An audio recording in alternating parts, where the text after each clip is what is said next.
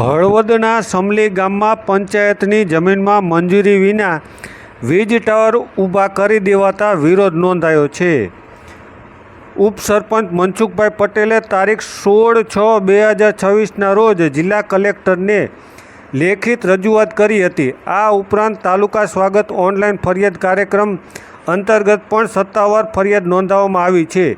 જોકે ફરિયાદના અનુસંધાને અરજદારને રૂબરૂ સાંભળ્યા વગર અને સ્થળ પરથી ગેરકાયદેસર રીતે ઊભા કરાયેલા વીજ થાંભલાઓ દૂર કર્યા વિના જ હળવદ મામલતદાર કચેરી દ્વારા કાગળ પર ફરિયાદનો હકારાત્મક નિકાલ દર્શાવી કેસ બંધ કરી દેવામાં આવ્યો હોવાનો ગંભીર આક્ષેપ કરવામાં આવ્યો છે. ત્યારે આજે અરજદાર શું કહી રહ્યા છે, અરજદારે ક્યાં રજૂઆત કરી છે અને ક્યાં થાંભલા છે, આવો સાંભળીએ અરજદારને.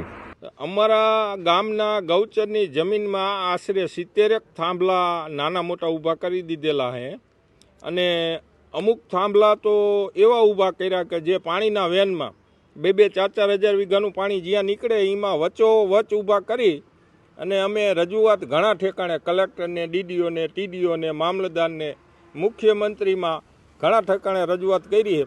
હજી આનું કોઈ નિરાકરણ આવ્યું નથી. અને જ્યારે થાંભલા ખોટતા હતા ત્યારે અમે કંપનીવાળાને કીધું હતું, ભાઈ અહીંયા રહેવા દો. તો એ એવું કહેતા હતા, અહીંયા તમારી જમીન છે ફલાણું. તો અમે કીધું જમીન તો અમારી છે અને અમે ક્યાં તમને એનઓસી આપી? તો એ કે એનઓસીની અમારે કોઈ જરૂર નથી, અમારે ઉપરથી કલેક્ટરનો આદેશ છે. આજે તપાસમાં અધિકારીઓ શું કહેશો? આજે તપાસમાં અધિકારીઓ આવ્યા તો એ મને કાંઈ ખબર નથી, મને ભેરા પણ નથી થયા.